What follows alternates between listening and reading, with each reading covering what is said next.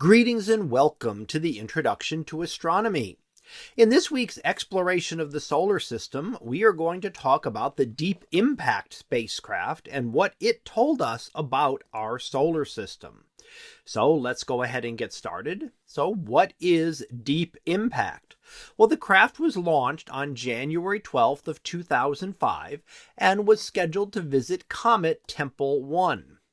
What was the idea here? Well, its purpose was to launch a probe that would then impact into the comet nucleus and tell us more about the structure of the comet. So we wanted to learn more about what comets were. Now, we can see comets here on Earth, but we can't actually see the nucleus unless we get up close. So what we can do is fly out there to the craft, and here is the example from this one as the impactor went closer in, and then the last frames as it impacted into the cometary surface. This occurred on July 4th of 2005 when it impacted the surface.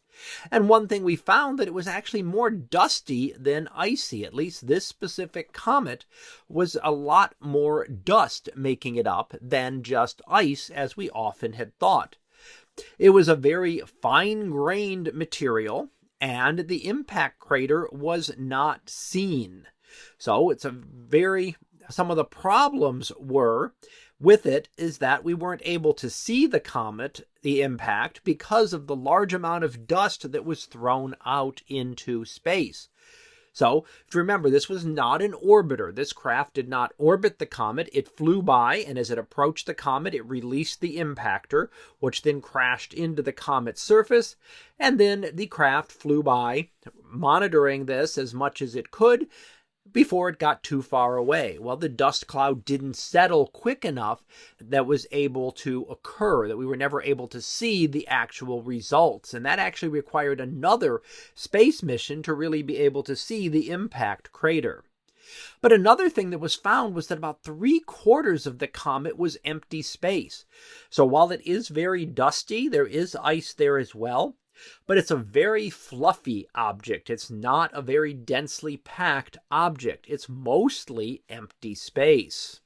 Now, it also flew by several other comets, including, as shown here, Comet Hartley 2. Now, it only had the one impactor, so it only got to impact in the one comet, but it was able to fly by a second comet and several others to explore other comets in the solar system and give us a better understanding of these bits of material that are left over from the very early stages of our solar system. This is the type of material that actually built up the planets, and especially the outer planets.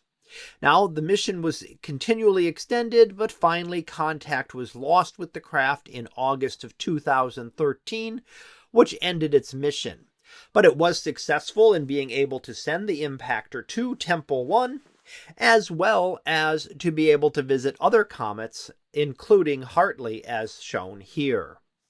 So let's go ahead and finish up with our summary. And what we've looked at today was the Deep Impact probe was designed to impact a comet to be able to study its structure.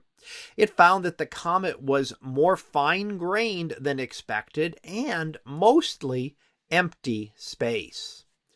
So that concludes this discussion on the Deep Impact spacecraft. We'll be back again next week for another exploration of the solar system video. So until then, have a great day, everyone, and I will see you in class.